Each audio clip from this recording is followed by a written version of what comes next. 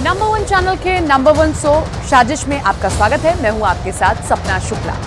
आज बात सबसे पहले इजराइल की। रिपोर्ट है कि इजराइल ने युद्ध की कई बातों को छुपाया है दुनिया से।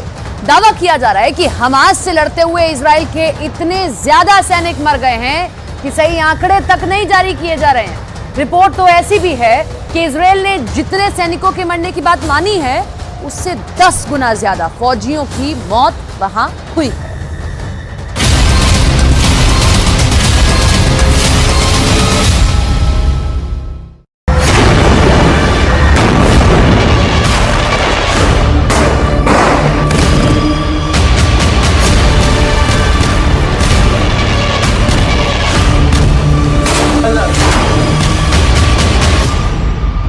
हथियारों के मामले में इजरायल को दुनिया का एक बहुत ताकतवर मुल्क माना जाता है।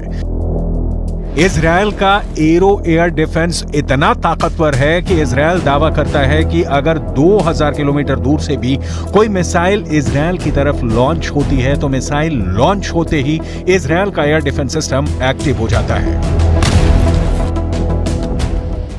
जब तक इजरायल अपनी एयरफोर्स के माध्यम से गाजा पट्टी पर बमबार्डिंग करता रहा, तब तक इजरायल के सैनिकों के मारे जाने की संख्या का आंकड़ा लगभग स्थिर रहा। लेकिन जैसे ही इजरायल ने अपना ग्राउंड ऑपरेशन शुरू किया,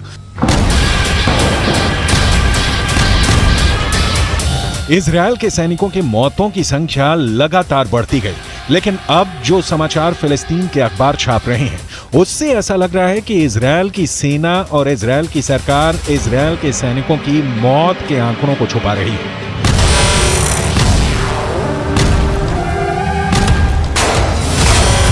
फिलिस्तीन क्रॉनिकल नाम के एक अखबार ने इजरायल के मिलिट्री सिमेट्री यानी इजरायल के सैन्य कब्रिस्तान यानी वो जगह जहां पर इजरायल के सैनिकों को दफन किया जाता है, उस जगह के डायरेक्टर डेविड वार्नर बरूच का एक इंटरव्यू छपा है। इस इंटरव्यू में इजरायल की मिलिट्री सिमेट्री के डायरेक्टर डेविड वार्नर ने कहा है कि इजरायल के अंदर हर घंटे एक इजरायली सैनिक का शव कब्रिस्तान में दफन होने के लिए आ रहा है।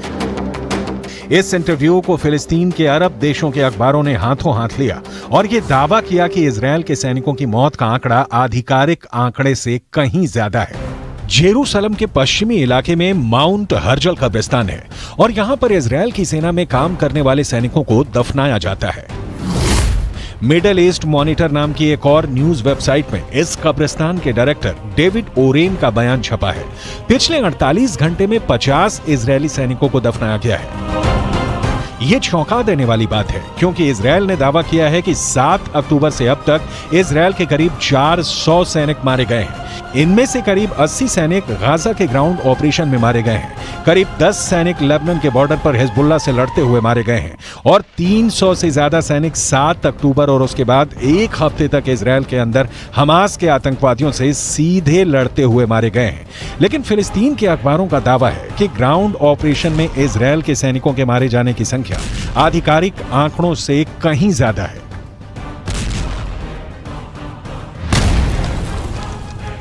अगर इजरायल के मिलिट्री सिमेट्री यानी सैन्य कब्रिस्तान के डायरेक्टर डेविड वारेन के आंकड़ों को सही माने और इस हिसाब से अनुमान लगाएं कि हर घंटे में एक सैनिक की मौत हो रही है, तो इजरायल के ग्राउंड ऑपरेशन को लगभग 30 दिन हो चुके हैं। एक दिन में 24 घंटे होते हैं यानी 30 दिन में 720 घंटे होते हैं।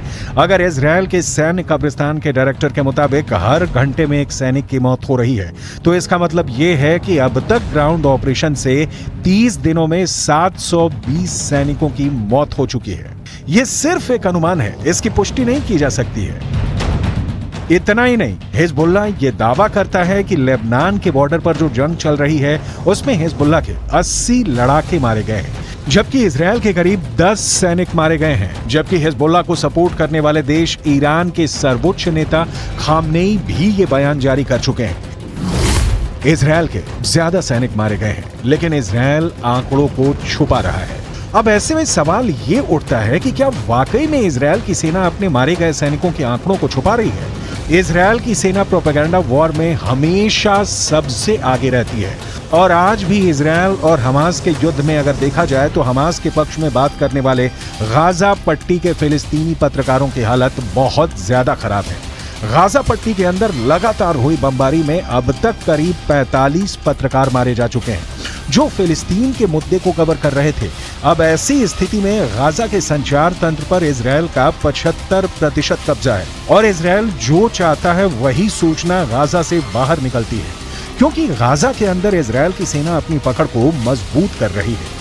और जहां तक इजरायल के सैनिकों के मारे जाने की संख्या का सवाल है, तो यहाँ एक और बात जाननी जरूरी है कि इजरायल की डिफेंस फोर्स खुद को एक सुपीरियर आर्मी यानी सर्वश्रेष्ठ सेना की तरफ प्रस्तुत करती है और ऐसे में वो कभी नहीं चाहेगी कि वो अपने सैनिकों की मौत के ऐसे आंकड़े पेश करे जो दुश्मनों के मुकाबले ज्यादा हो। लेकिन यहाँ पर नोट करने वाली बात यह भी है कि इजरायल की ये सैन्य नीति है कि वो हमेशा दुश्मन के 10 गुना आदमी ज्यादा मारता है। और अब तक के आंकड़ों पर गौर करें तो गाजा के अंदर 15,000 से ज्यादा लोग मारे जा चुके हैं और करीब 7,000 लोग मलबे में दफन हैं। इनमें से मारे गए बच्चों की संख्या तो करीब 7,000 हो चुकी है। यानी गाजा में एक बहुत बड़ा नरसंहार हो रहा है। लेकिन उसके बाद भी अमेरिका के नेशनल सिक्योरिटी काउंसिल के प्रवक्ता जॉन किर्बी ने पत्रकारों के सामने एक प्रेस कॉन्फ्रेंस में यह कहा है कि गाजा पट्टी में कोई नरसंहार नहीं हो रहा है। ये पूरा बयान आपको सुनाएंगे और इसके आगे आपको ये भी बताएंगे कि कैसे जॉर्डन भी गाजा पट्टी के जख्मों पर नमक छिड़क रहा है। लेकिन सबसे पहले अमेरिका के उस पाखंड के बारे में बताना जरूरी है जो बिल्कुल साफ नजर आ रहा है। यूक्रेन और रूस के युद्ध में जब पुतिन की मिसाइल यूक्रेन पर कहर बनकर टूट रही थी और करीब 1000 यूक्रेनी बच्चे हताहत हुए थे, तब अमेरिका ने यह कहना शुरू कर दिया था कि पुतिन नरसंहार कर रहे हैं। लेकिन गाजा पट्टी के अंदर हजारों मौतों के बाद भी अमेरिका इसे नरसंहार नहीं मान रहा है। यह अमेरिका के दोहरे मापदंडों का बुक टेक्स्ट एग्जाम्पल है।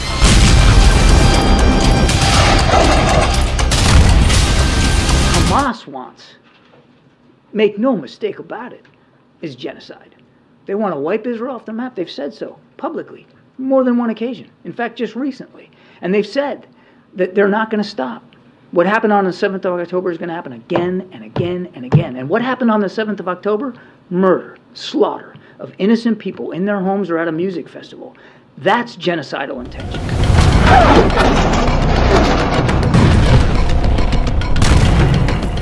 मलेशिया के प्रधानमंत्री अनवर इब्राहिम ने कहा है कि यूक्रेन की घटनाओं को नरसंहार मानना और गाजा पट्टी की मौतों को नजरअंदाज करना वैश्विक पाखंड है। दूसरी तरफ अगर देखा जाए तो अब तक गाजा पट्टी के अंदर 30,000 से ज्यादा लोग घायल हैं और गाजा पट्टी के अस्पतालों की हालत क्या है ये पूरी दुनिया को नजर आ रही है। जॉर्डन ने गाजा पट्टी के घायल लोगों के लिए इजिप्ट के अंदर एक फील्ड हॉस्पिटल बनाया है। किंग अब्दुल्ला के बेटे खुद इस अस्पताल की निगरानी करने के लिए गए। लेकिन आपको जानकर हैरानी होगी कि इस फील्ड हॉस्पिटल में मात्र 40 बेड हैं, जबकि गाजा के अंदर 30,000 से ज्यादा लोग घायल हैं। और इन हालातों में एक फील्ड हॉस्पिटल में मात्र 40 बेड का इंतजाम लोगों के साथ एक क्रूर मजाक है। بس اهم شيء المعنويات تضل عاليه ان شاء الله.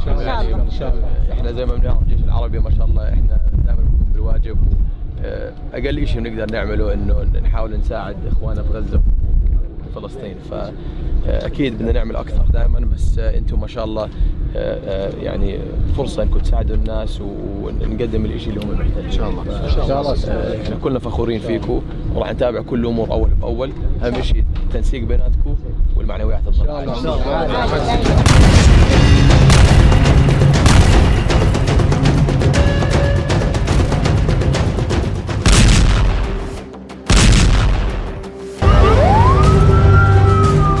इजरायल अपनी टेक्निकल सुपेरियरिटी की वजह से अजेय है। पिछले हफ्ते इजरायल ने हमास की ताकत को इस कदर नेस्तोनाबूद किया था कि पिछले हफ्ते 72 घंटे में इजरायल की राजधानी तेल अवीव पर एक भी मिसाइल अटैक नहीं हुआ था। और जब सोमवार को तेल अवीव पर एक मिसाइल अटैक हुआ तो जहां से मिसाइल अटैक हुआ उस रॉकेट लॉन्चर को भी गाजा के अंदर जाकर इजरायल ने तबाह कर दिया। ये इजरायल की ताकत है। हमास के प्रवक्ता अबू उबैदा की माने तो हमास के लड़ाकों ने इजरायल के 350 से ज्यादा बख्तरबंद गाड़ियां और टैंकों को उड़ा दिए हैं। हमास का दावा तो ये है कि इजरायल के 150 मरकाबा टैंक उड़ा दिए गए हैं। हमास तस्वीरें भी जारी कर चुका है, लेकिन फिर भी हमास की पकड़ गाजा से इसलिए ढीली पड़ चुकी है क्योंकि हमास के बड़े बड़े हेडक्वार्टर्स पर इजरायल ने टैंक चढ़ा दिए हैं। इजरायली नहीं, अल शिफा अस्पताल में काम कर चुके डॉक्टर भी ये मानते हैं कि अल शिफा में हमास का हेडक्वार्टर हो सकता है। टाइम्स ऑफ इजरायल अखबार ने यह दावा किया है कि फ्रांस 24 नाम के एक न्यूज चैनल पर एक ब्रिटेन के डॉक्टर ने इंटरव्यू दिया है। इस डॉक्टर ने 3 साल तक अल शिफा अस्पताल के अंदर काम किया था। गाजा के अल शिफा अस्पताल में काम करने वाले इस ब्रिटिश डॉक्टर का दावा है कि अल शिफा अस्पताल में कई ऐसी जगहें थीं जहां पर उसे जाने के लिए मना किया गया था। ये कहा गया था अगर वो वहां प्रतिबंधित क्षेत्र में जाएगा तो उसे गोली लग सकती है। टाइम्स ऑफ इजरायल ने दावा किया है कि अल शिफा अस्पताल के अंदर हमास का हेडक्वार्टर होने का दावा करने वाले ब्रिटिश डॉक्टर ने अपना नाम नहीं बताया है क्योंकि उसे डर है कि ऐसा करने पर गाजा के अंदर मौजूद उसके सहयोगियों को हमास मार सकता है।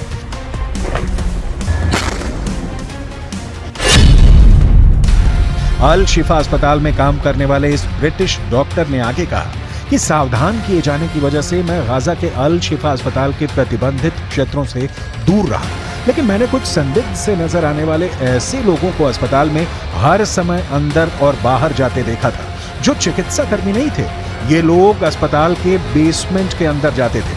The first time our forces entered the Shifa complex, they went in with a bomb-sniffing dog, and they discovered a truck full of ammunition. After revealing the shaft by the D9, they saw a circular opening, and they couldn't see all the way down at the time, but further investigations and tools lowered down it revealed that this is a 10-meter deep shaft that leads to a corridor. At the end of that corridor, there is a blast-proof door with a shooting hole at the top of it. And our forces, after making sure that all defense mechanisms are dismantled, have opened that door that leads to another door that goes deeper into the complex. The understanding that this tunnel goes under the hospital. Israel defence force ने इस British doctor के interview को आधार बनाते हुए एक बार फिर कहा है कि इस इंटरव्यू से साबित होता है कि अल शिफा अस्पताल का इस्तेमाल हमास के आतंकवादियों के द्वारा हेडक्वार्टर की तरह किया जा रहा था।